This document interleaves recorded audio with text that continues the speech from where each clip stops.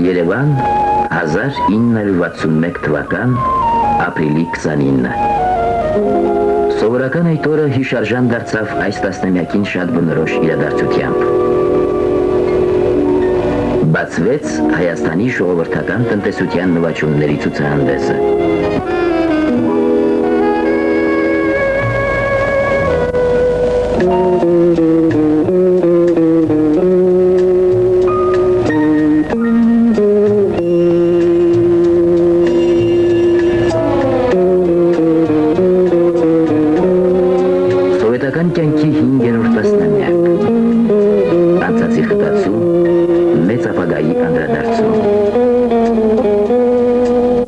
Այս ամենը ստեղծողների աշխատանքն էր, որ Լեոնիդ Իլիչ Բրեժնևի կողմից գնահատվեց իբրև մեր ժողովրդի բնորոշ գծերից մեկը՝ բարձր կուլտուրա, աշխատանքի կուլտուրա, գիտական մտքի բարձր թռիչք և արվեստի վառ ինքնատիպություն։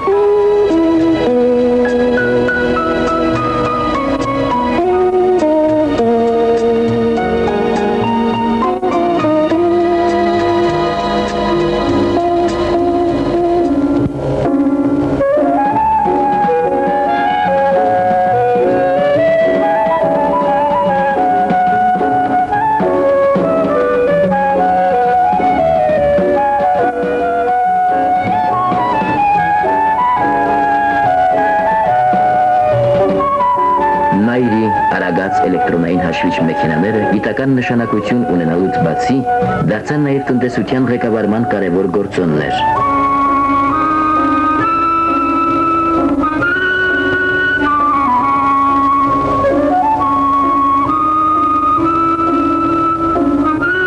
Եվ ստեղծվեց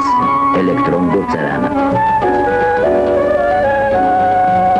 Նուրբ օրգանական քիմիայի ինստիտուտի սինթեզած դեղամիջոցները օգնության եկան առողջապահությանը,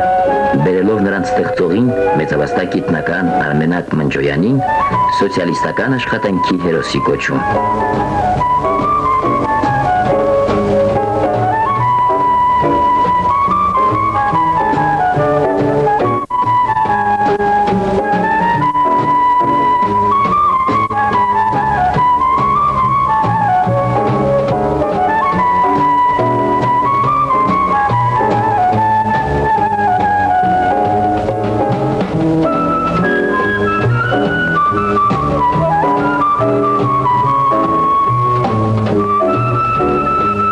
Մեր բազմակողմանի առաջընթացում իրավանդն ունի յուրաքանչյուր աշխատավոր ու դրանով հապարտ նա վայելում է իր երջանիկ այսօրը, վստահ նայում գալիքին։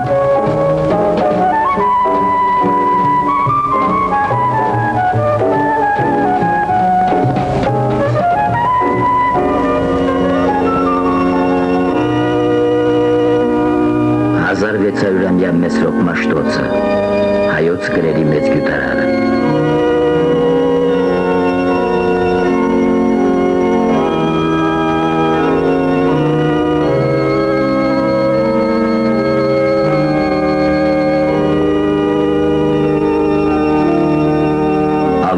Չէր պատգամել նա իր ժողովրդին։ Ահա հայատար առաջին նախադասությունը՝ ճանաչել զիմաստություն և ըսխրատ և իմանալ զբանն հանճարով։ Սրանով է ապրել մեր ժողովուրդը։ Սրանով է քննություն հանձնել յուրաքանչյուր սերունդ։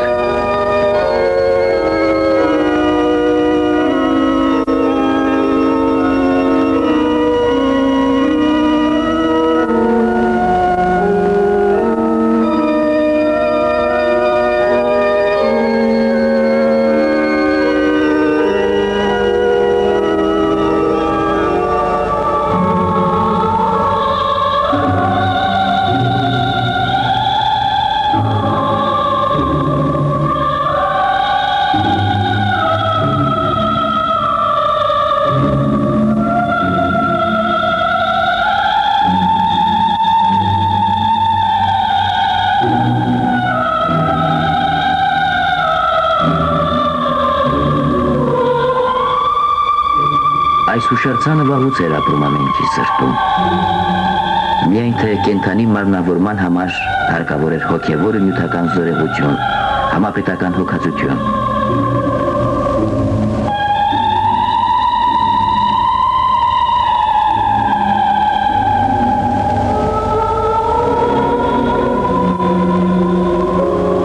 պիտի վրեժ առնես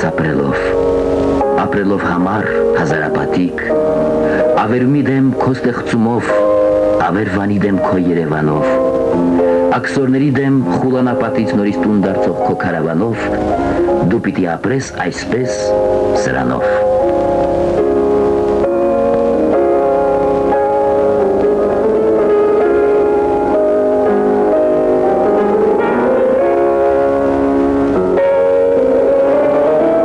Սրանցից կծնվի արդյոք Մարտիրոս Սարյան։ Դա չէ կարևորը։ Կարևորն այն է, որ կա մեծն վարպետը, և այն, որ նա ունի այնքան հետնորդներ։ Երևանի մանկական պատկերասրահ, մշտական գործող։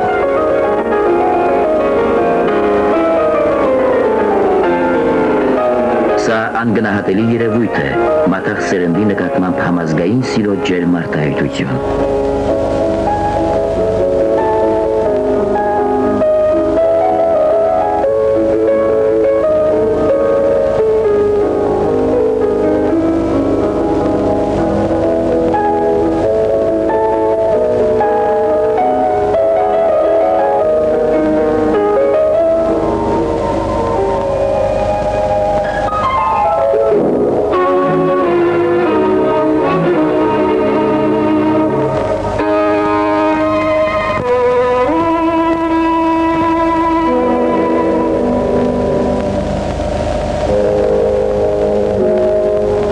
Խաղաղության համաշխարհային խորհրդի որոշմամբ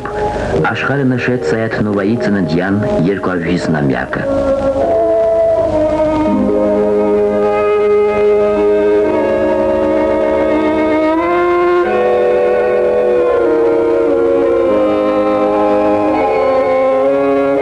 Մեծ գուսանը, որն իր երգերը ստեղծում էր 4 լեզվով, դարձավ ժողովուրդների բարեկամության խորհրդանիշը։ Ժողովուրդների բարեկամություն, Լենինյան ինտերնացիոնալիզմ, բնորոշ հատկություն հայ ժողովրդի համար։ Առանձնակի թանկ է դարավոր բարեկամությունը ռուս մեծ ժողովրդի հետ։ Ու այդ բարեկամության արտահայտության յուրաքանչյուր առիթ վերածվում է համաժողովրդական հանդեսի ազգային տոնի։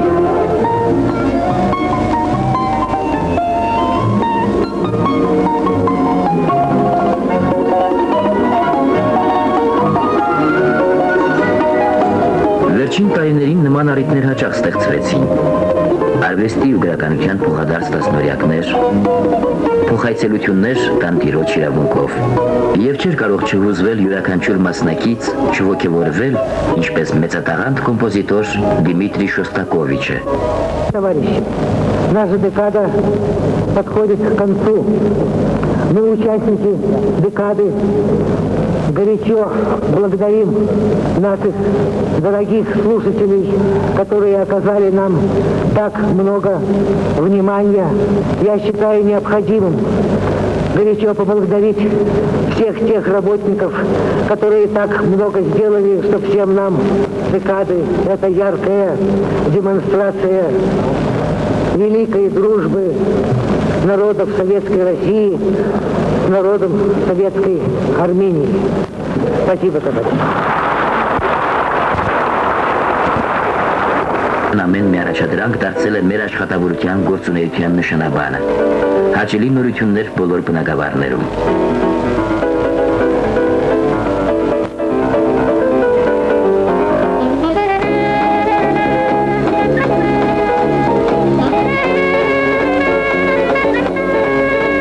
Երևանյան ավտոմեքենաներ, երազ։ Հանրապետության ծանր արդյունաբերության համար բոլորովին նոր,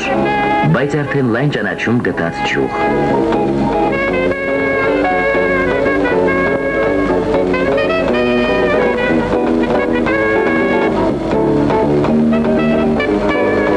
Հայոց լեռները տեղի են տալիս հզոր տեխնիկայի առաջ։ Արագորեն լուծվում է ճանապարհաշինության խնդիրը։ Երևան-Սևան ավտոմայրուղին կառուցվում է տեխնիկայի վերջին խոսքով։ 7-ամյակի խոշորագույն կառույցներից մեկը։ Ինտերնացիոնալ կառույց, որ շահագործման հանձնվեց ժամկետից շուտ և կոչվեց Մեծ հոկտեմբերի 50-ամյակի անունով։ Երևանյան ջերմաէլեկտրակայանը օրական 10 միլիոն կիլովատժամ էներգիա է տալիս, ավելի քան Հայաստանի բոլոր էլեկտրակայանները միասին։ Սա միակը չէ հանրապետությունում։ Նման ջերմաէլեկտրակայաններ կառուցվեցին Հրազդանում, Կիրովականում, բազմապատկելով Հայաստանի էներգետիկ հզորությունը։ 1970 թվականին արտադրվեց 6 միլիարդ կիլովատժամ էլեկտրաէներգիա,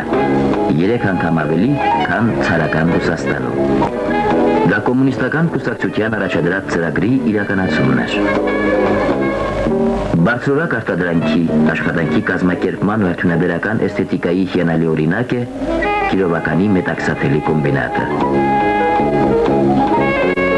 Առաջավոր փորձի ուսումնասիրման հանրաճանաչ դպրոց է այն,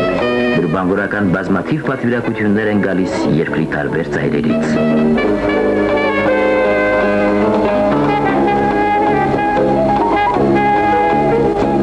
Վերջին տասնամյակը բազում անմոռաց էջեր պարգևեց հայ ժողովրդի տարեգրությանը։ Միառանձին սիրով գրվեց նաև այս էջը։ Տիեզերական թռիչքից հետո Վալենտինա Տերեշկովա Նիկոլաևան եւ Անդրեան Նիկոլաևը Սովետական միությունում իրենց շրջագայությունը սկսեցին Հայաստանից։ Հյուրերին բոլորն են ուզում անձամբ տեսնել, ողջագուրվել։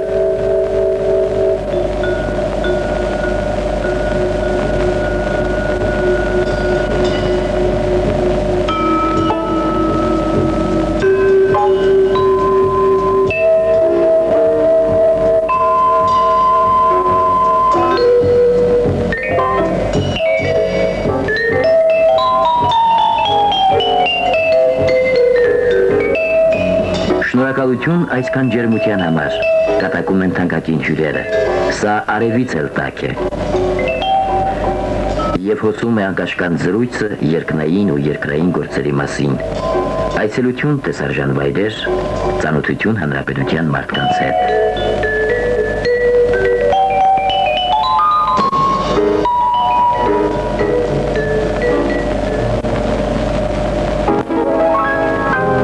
Երևանի պետական համալսարան։ Նոր շենք, լավագույն պայմաններ։ Նոր շենքեր կառուցվեցին նաև պոլիտեխնիկական, գյուղատնտեսական, մանկավարժական և ֆիզիկական կուլտուրայի ինստիտուտների համար։ Երիտասարդության նկատմամբ հոգատարությունը անցյալի հետ համադրող եզրեր չունի։ Երևանում հիմա այնքան ուսանողություն կա, որքան բնակիչ անգամ չկար 1920 թվականին։ Գիտության հանրապետություն է Սովետական Հայաստանը։ 100-ից ավելի գիտահետազոտական ինստիտուտներ, որտեղ աշխատող տաղանդավոր կոլեկտիվները լուծում են ժամանակակից գիտատեխնիկական մտքի ամենաբարդ պրոբլեմներ։ Դրանց մեջ է և Եվրոպայում խոշորագույն էլեկտրոնային արագացուցիչը, որի գործարկման արդիվ Սովետական միության Կոմկուսի կենտկոմի և մինիստրների Սովետի հղած ողջունի հեռագրում ասված է։ Էլեկտրոնների այդ եզակի արագացուցիչի կառուցումն ու գործարկումը սովետական գիտության նոր նվաճումն է։ Իսկ Սովետական միության գիտությունների ակադեմիայի պրեզիդենտը հրագրեց. Սովետական գիտությունը Հանձինը Սարտեմ Ալիխանյանի ունի ատոմային միջուկի ֆիզիկայի, կոսմիկական ճառագայթների և տարրական մասնիկների բնագավառի խոշորագույն գիտնական։ Այսպիսի զարգացման ու նման ականավոր մարդկանց շնորհիվ է, որ Հայաստանը դարձել է գիտատեխնիկական մտքի փոխանակման կարևոր օջախներից մեկը ամենալայն մասշտաբներով։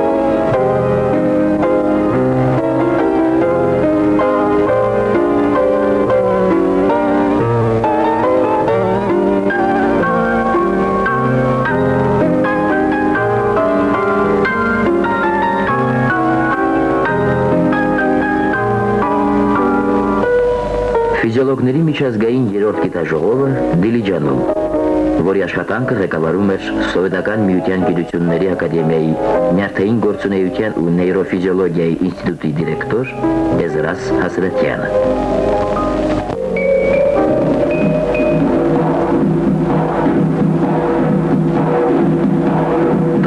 Գյուղերի միջով է անցել Հայաստանը։ Ամենայն հավանականությամբ մի քանի տարի հետո հայերի մասին կխոսեն որպես անհետացած ժողովրդի, գրում էր Լոնդոն գազետը այն օրերին, երբ հայոց աշխարհի վրա կախվել էր հիմնովին բնաջնջվելու ահեղ վտանգը։ Արյունոտ յաթաղանը եկել էր մեկ ընդմիշտ վերջ տալու հայկական հարցին։ Անցնել Սարդարապատը նշանակում էր մտնել Էջմիածին, ապա նաև Երևան։ Բայց նորից ծնվեց Մակարման ոգին, որոտաց արհավիրքի ահազանգը, ոտքի հանելով ողջ ժողովրդին։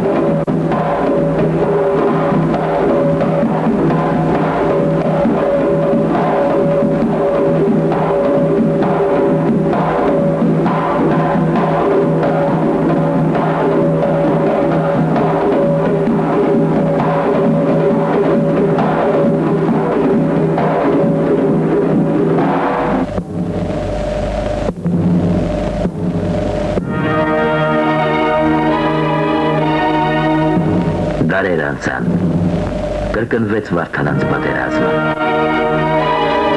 Ընկան շատերը, բայց չընկավ հայրենիքը, որն իր արծվասիր ծավակների սուրբ հիշատակին կանգնեցրեց հավերժական այս կոթողը։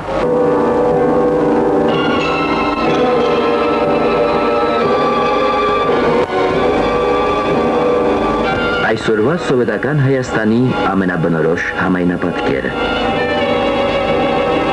Հանրապետությունը մեր բազմաթիվ հյուրերի պատկերավոր արտահայտությամբ նման է շինարարական մի հսկա հրապարակի։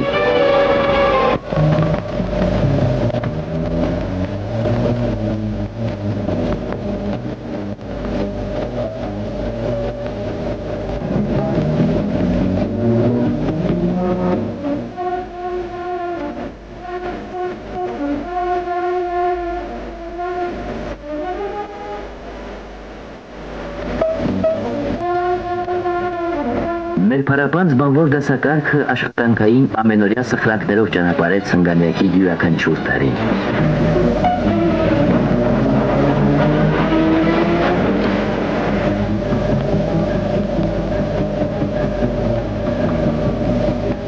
Այժմ մեր արդյունաբերությունը, որ այլևս առանձին քաղաքների մենաշնորհ չէ միայն,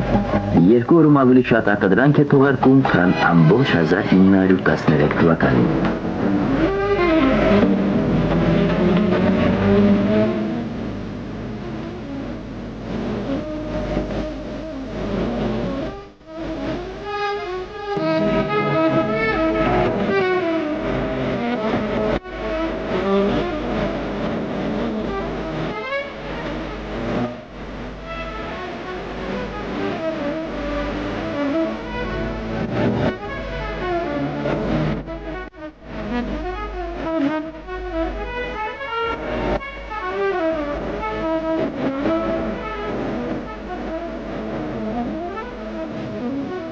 Պլանների սիստեմատիկ կատարում,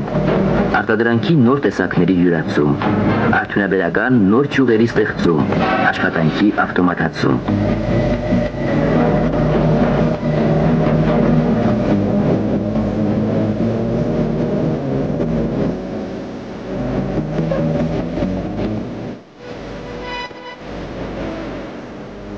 Նրանց միտքն ու երանդն են դառնում առաջնակարգ արտադրանք, գնում հասնում երկրե երկիր, դարձում սովետական Հայաստան անունը։ 50 արտադրատեսակ, աշխարհի 70 երկրներ։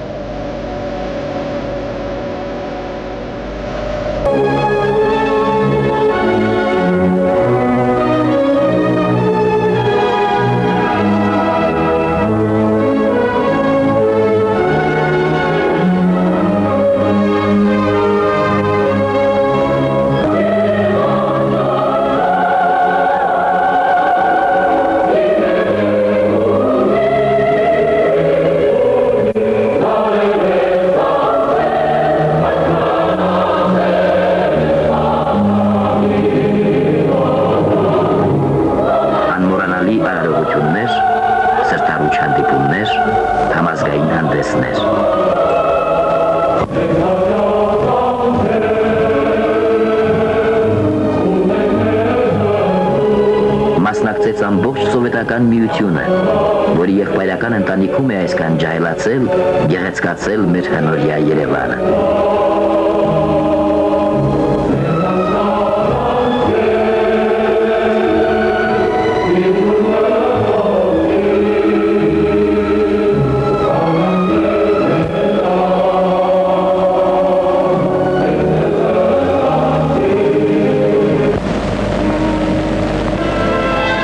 Մրցության ավանգարդում են նաև մեր հիդրոշինարարները, որոնք կատարելով Լենինյան պատգամը հանրապետությունը պատել են ոռոգման խիտ ցանցով։ Որ թեթևանա հոգսը սևանի։ Այս նշանաբանը ծնվեց ու արագորեն կյանք մտավ 60-ական թվականներին։ Արփա Սևան հիդրոտեխնիկական եզակի կառույցի մարդիկ օր-օրի ճեղքում են ժայռերը, անդունդի տակով 48 կիլոմետր երկարությամբ թունել բացում դեպի Սևանալիճը։ Հայաստանում իրականացվող այսպիսի մեծ կառույցները սովետական երկրի եղբայրական ժողովուրդների համերաշխության կենդանի օրինակներն են։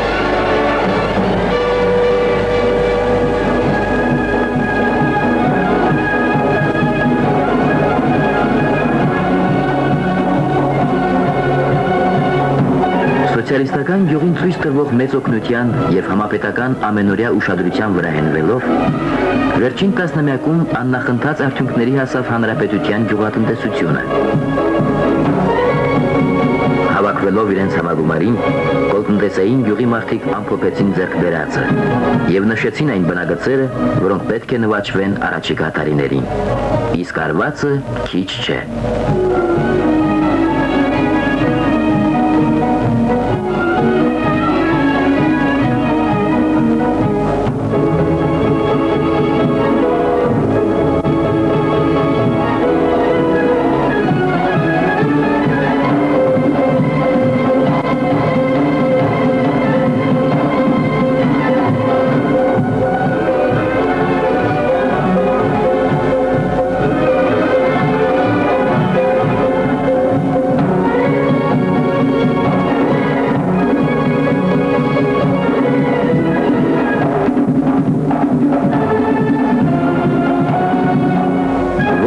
Հողատարածությունները ընդարձակվել են 4 անգամ,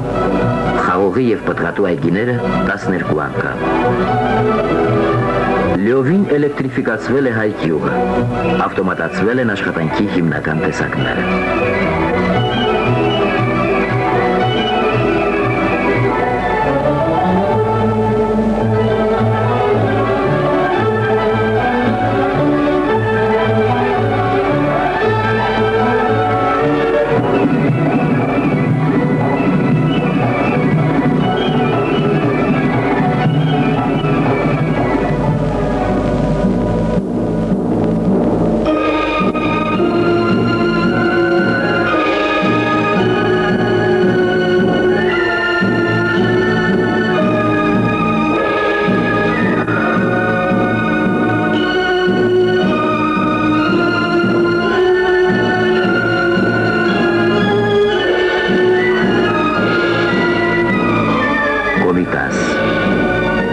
Երաժշտության արարիչ։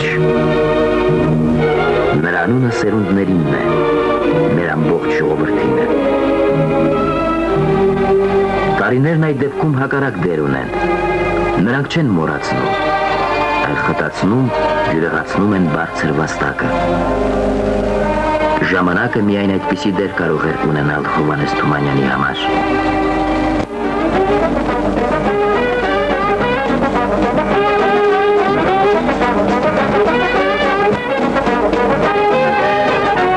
Հիրավի փառահեղ տոնահանդեսների, բերկրալի իրադարձությունների տարիներ էին 60-ական թվականները մեր ժողովրդի կյանքում։ Ու ամեն անգամ այդ հանդեսներին մասնակցելու են գալիս եղբայրական հանրապետությունների պատվիրակությունները, հյուրեր աշխարհի բոլոր ծայրերից։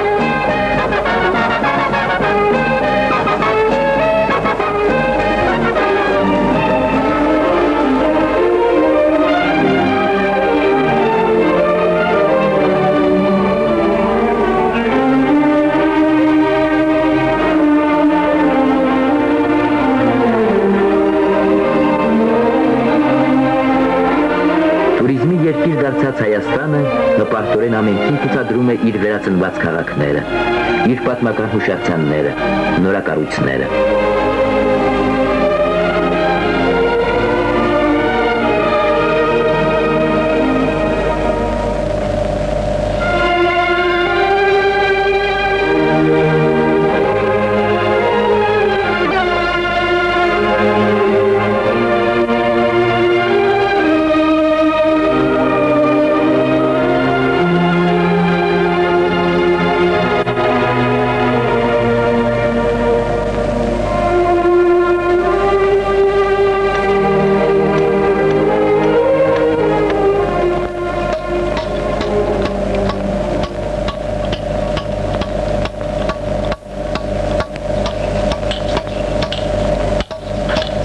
Հետաքրքրող շատ բան կա։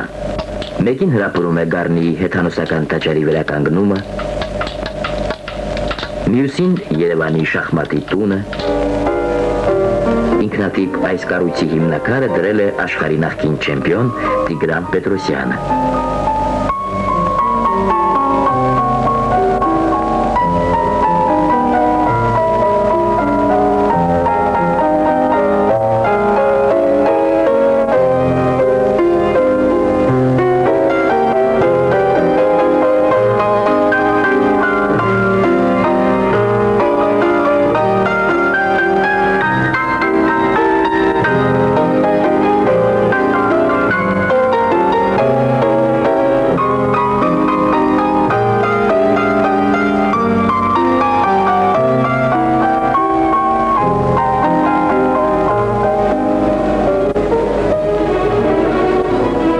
Երրորդը ուզում է լինել Սյունիքում,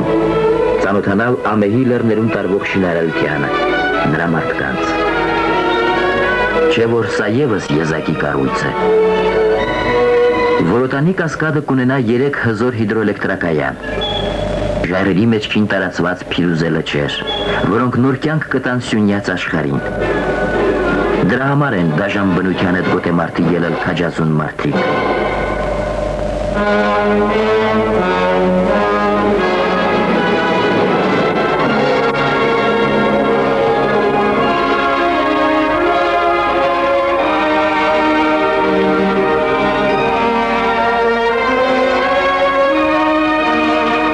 Ինչպես եւ հանրապետության բոլոր աշխատավորները, նրանք նույնպես ոգեշունչ արդյունքների հասան ծավալված համաժողովրդական մրցության մեջ։ Շարք մտավ Կասկադի առաջնեկը Տաթևի հիդրոէլեկտրակայանը։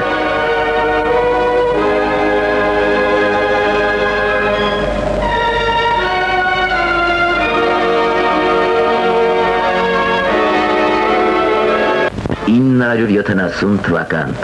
նոյեմբեր։ Հազար շեփոր հնչեն թող այս սարավոր։ Հայ ժողովուրդը տոնում է իր ազգային վերածննդի 50-ամյա հոբելյանը։ Ժողովրդական ցնծությունը բռնկվել է ամբողջ հանրապետությունով մեկ։ Բոլորն են շնորհավորում միմյանց։ Բոլորի շուրթերին բարեմաղթանքի ջերմաշունչ բառեր։